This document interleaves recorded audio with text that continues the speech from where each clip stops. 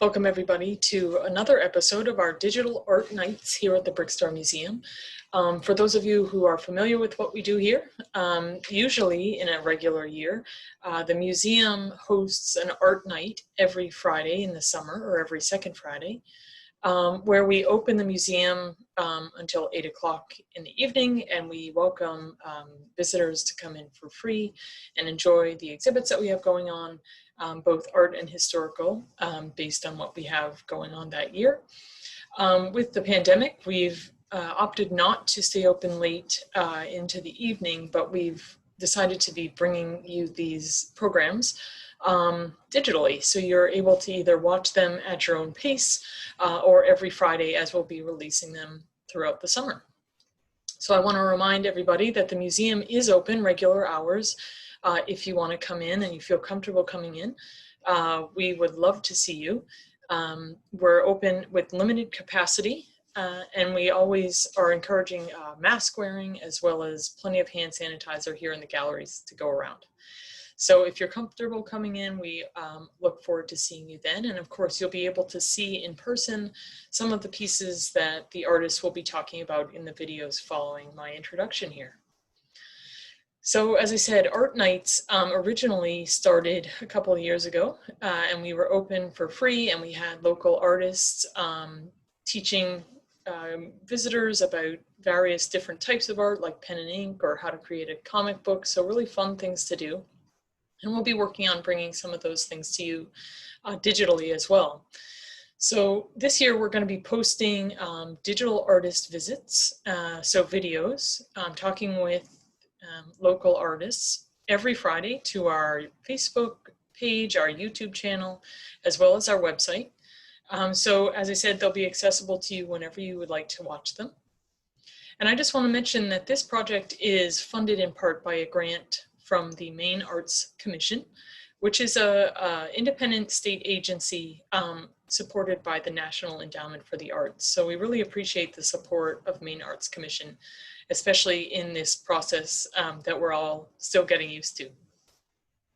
So as we explore artwork tonight, I hope that you enjoy. And of course, if you have any questions for the artist, these are obviously pre-recorded. But if you have any questions for the artist or for the museum staff, make sure that you put your questions below in the comments, obviously on Facebook or YouTube, and of course on our website, there's a comment section as well. And then we will work on getting those questions answered for you.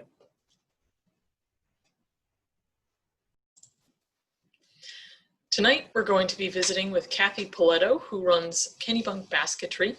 And she's also in the museum's bicentennial show called Perspectives 2020, where she has made a basket based on one of the pieces that we have here in the museum's collection. So Kathy's going to be talking to us about her piece in the show and where she got her inspiration from. And then also will be talking to us about where she sources her materials, as well as how she became a basket maker. Here's Kathy. Okay. Thank you, Kathy, for being here with us today. So to get started, why don't you tell us a little bit about how you started in the area that you did? Okay. First of all, I want to thank the museum and the staff for a wonderful exhibit that they have put on. And also, well, the only thing I know, ever since I can remember, I always liked working with my hands. And always making things. And then I had a grandmother who worked for the New York City Garment District, who taught me how to sew. And all I did was sew for the longest time. And I had an aunt who also was very crafty, who taught me quilting and rug braiding and all sorts of different things. So I just was always into some sort of the arts. And when the bicentennial came along in 1976, there was kind of a big interest now in the crafts. And of course, I was always into crafts and craft shows and museums, because I'm very big into museums also. I started looking at basket weavers, and I thought, gee, that is really interesting, So around the early 80s, me and a friend of mine, a very good friend of mine, decided gee, why don't we take a basket class? So we went and we took one through the adult education in Maryland, where we lived, Oh, wow. and enjoyed it. And then we took a second one through a basket shop up in Baltimore, and we also enjoyed that one. And all of a sudden, I couldn't stop weaving. And at the time, I had 2 young boys, and I was pregnant with my third, so I really could not go out and take any more classes due to time and expense. Sure. So I started reading books, and if we went to craft shows, then I would, watch what basket weavers were doing and different techniques. So I started doing that. I think one of the first Christmases after I learned weaving, everybody got a basket for Christmas. And then, I was starting to sell my baskets because I actually had too many in my house. And shortly after, when my daughter was born, I then got into more craft shows. And eventually I joined a guild, which was in Virginia, the High Country Basketry Guild, which I'm still a member of today. And there I wanted to fine tune my work. I just saw other basket weavers, and I thought, I could go a step further. So I went ahead and joined them and took some classes from some master basket weavers. Oh, wow. And just kind of doing several of those, I just got more involved, and soon you buy all these supplies and your basement is just full of these supplies, and you've got to do something with them. Right. So I kept on making baskets, doing shows, and had some in galleries. And then in 2013, my husband and I moved up here to Maine, and that's when I started my Kennebunk Basketry. I changed my name and continued with the basket. I joined the Southern Society of Maine Crafters. Mm-hmm. I got involved here with the museum, the brick store, and bringing my baskets to their shop and everything. And so just one thing just led to another, and here I am, which is just so exciting. So that is how I started.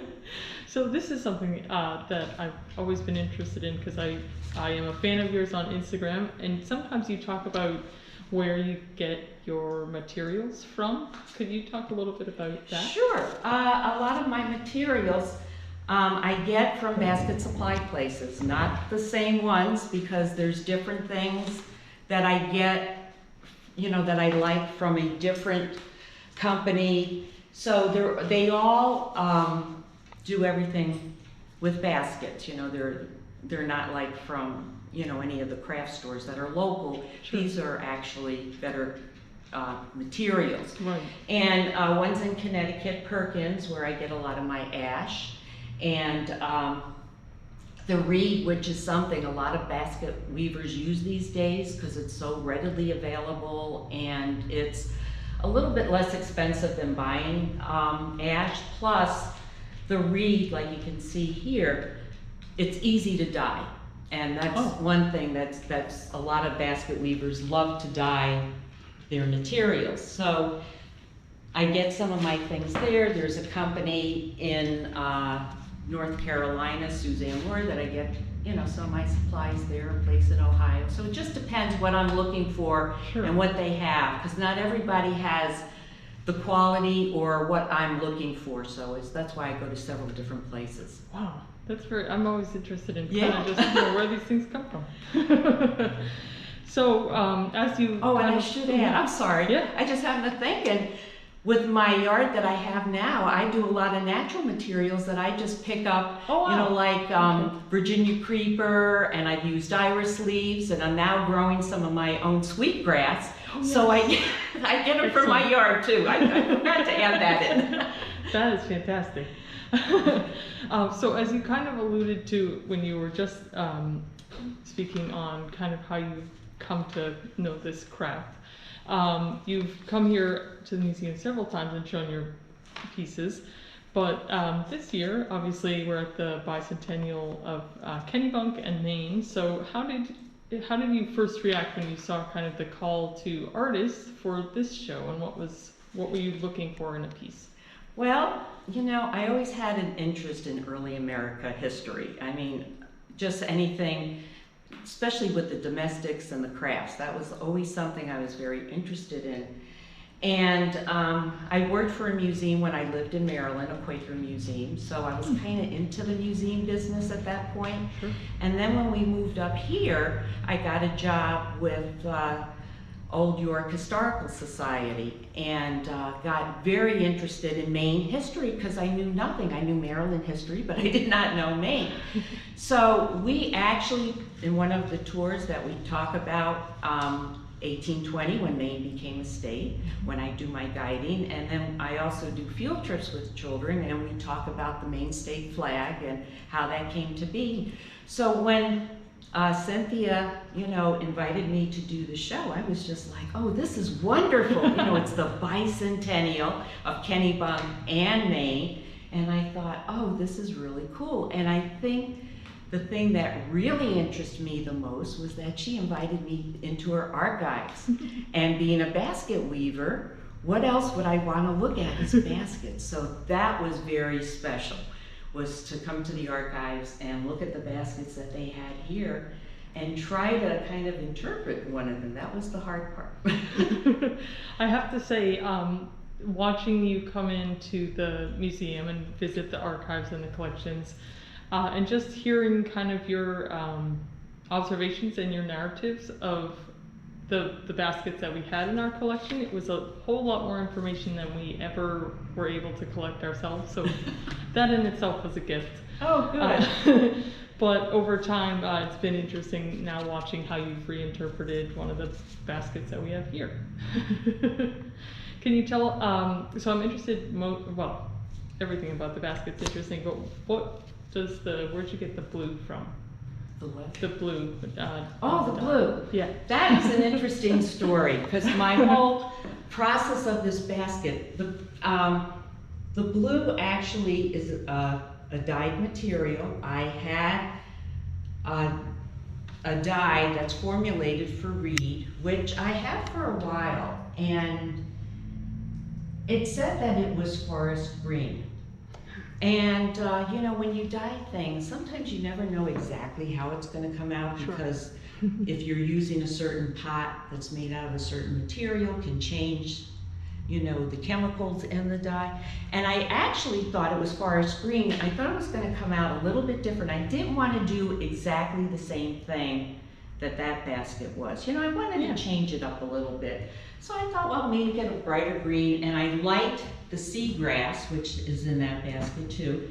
And the seagrass, you know, would go with the green. Right. Well, after I did the dyeing, it came out this blue, and I thought, this is not forest green, but I thought, you know, I think I like it. Yeah. So I went ahead and, you know, used that, and I tried different things. And actually, this basket took me weeks because I would weave it over and over again in my head because I wasn't sure how I wanted to do it and how it was going to come out.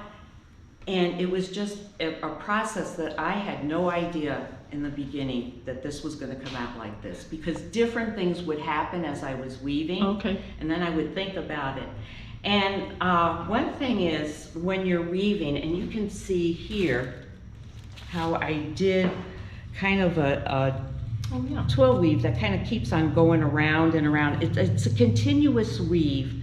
And when you have an even number of stakes and you want to do a continuous weave, you have to throw the weave off, as you can see here, or else it would repeat itself. Right. Exactly like the row below. And then your basket, the weavers would just move up and down. Yeah. So I wanted to do a continuous weave.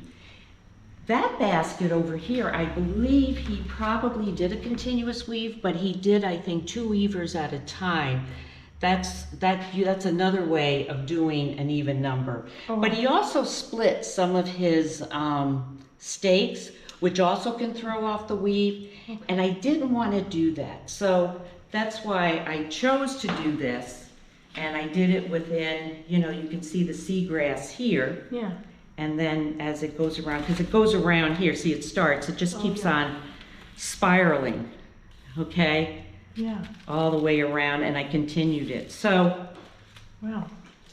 I started doing that, and then for some reason I liked the blue to show more, so I went ahead and did more of the blue instead of with the seagrass and the green that they have. Yeah. Now, the real funny thing that happened, okay, this was totally, you know, I never planned for this kind of a handle. I was gonna do exactly what they did here, where it goes around and it comes down and it goes around.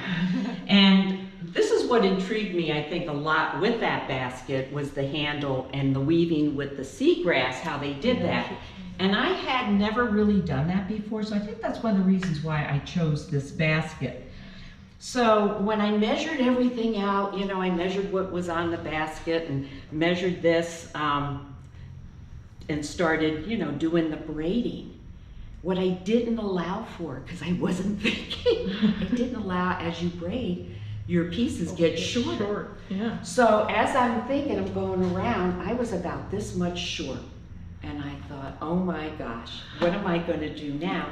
And the thing is, you know, here we are in winter, and I wanted to get this done, and with the pandemic and everything, so I thought, I'm out of seagrass, I gotta do something, I don't know how I can do it. And actually, in my collection that I have some Native American baskets, they did something kind of similar to this, and I started thinking about it, and I thought, I am just gonna put these little tassels on and just kind of add to it. And I really liked it, you know? I thought it gave the basket so much more character that it was actually a blessing than to, you know, just do what was on the, I mean, that is a wonderful basket, and the Native American Maine baskets are absolutely beautiful. And the other thing that I did on the bottom of this, I had some maple, not maple, this is cherry splints. Okay. And so this kind of makes the basket, you know, just a little bit more sturdier if it's going to be used. So that's really how that came about. It's beautiful, and that is a fun story about the tassels. I do love it. It was a total mistake, and I thought, I don't have enough to order, and you know, to have to order and get the basket done, and I just thought, I gotta think of something else. So it just worked out perfectly. Yeah, it does. And how long would you say? So how long does a piece like this take? A piece like this took many weeks because I thought about it a lot. Okay. You know, it just kept on, you know, I would do a little, I was nervous doing this because I wanted it to come out so good. And like I said, I didn't have a plan. And so I would weave a little bit, and then I'd take a little break, and I'd think about it for a few days, and then I'd go back. So it took me a few weeks. I don't know, if I wove it all at once, it would probably take me maybe a day or so. I mean, but I never do anything continuous anyway. No, Yeah. Maybe, you know, because, you know, just weaving, but then you have to wait for the stakes to dry, so then you can fold it over. Okay. Because everything shrinks. Everything's, you know, when you wet it, because you have to wet your materials before you weave with it. And so if you're going to fold over the top to keep everything in place, you want to make sure all this is dry. So that way, it, you know, the reeds will shrink back to the original size because they swell. Right. So anyway, yeah, so you have to wait during different times of the process. Sure, yeah. So that makes sense. And I've been, maybe I should say I've been weaving, I've been thinking about this for almost 40 years. That's true. So yes, it comes a lot quicker if you're doing it for very long. I just can't believe I've been weaving that long, but anyway, that's You're very talented, and it shows. Well, thank you. I never look at myself as being very talented. I just like what I do, and if other people like what I did, then I'm very happy with it. There you go. That's exactly the goal, I think, of all of our all of our work. So that's good that you found it. Yeah. So one last question: what are you working on now? Do you have another project? Actually, I've been working on some baskets. I don't know if we're gonna have any shows this year. And so I'm doing little things here and there. And this is really funny. I have to tell this because the one thing I've been working more on has nothing to do with baskets, but it was a quilt that I made. Oh, goodness. Started with my son when he was 5 years old, and now he's 42. And it's a big quilt, and I did it by hand, but I never finished the quilting top. Yeah. So the past few weeks, I've been working on it. Mostly I've been doing that right now, and then I'm almost done. There you go. I mean, yeah. I figured I better do it before I'm not here anymore, so he might want it. Yeah, there you go. A good piece of memory. But yeah, and you know, baskets, still, I'm thinking of new things of doing. My sweetgrass is almost ready to harvest, so I'm great. excited about that. That is exciting. So I can do some braiding. So anyway, yeah. Wow. Different things. So we'll see what happens this year. It's an odd year. Yes. So is there anything that we didn't touch on that I didn't ask that maybe is important to No, mention? I think pretty much everything that I can think of. I just appreciate being here, and of course, I have to mention Gabriel's basket is just absolutely wonderful. And the other thing, since I've moved to Maine, I really have an interest in the Native American baskets here in Maine. I mean, they are just beautiful. Mm-hmm. And I've got to know Teresa Secord I've met her a couple of times, and then over Facebook, I see her work. And I met Gabriel's brother, Jeffrey, at a talk, and you know, they're very exciting people to talk to, and Yes. I just kind of gotten I mean, I always appreciated Native American baskets, but being up here in Maine has really been wonderful for me to kind of connect with that. Oh, certainly. I totally agree with you. And having, Gabriel's basket, which is sitting with Kathy's, he started creating this basket at a program that the museum did last fall, so fall 2019.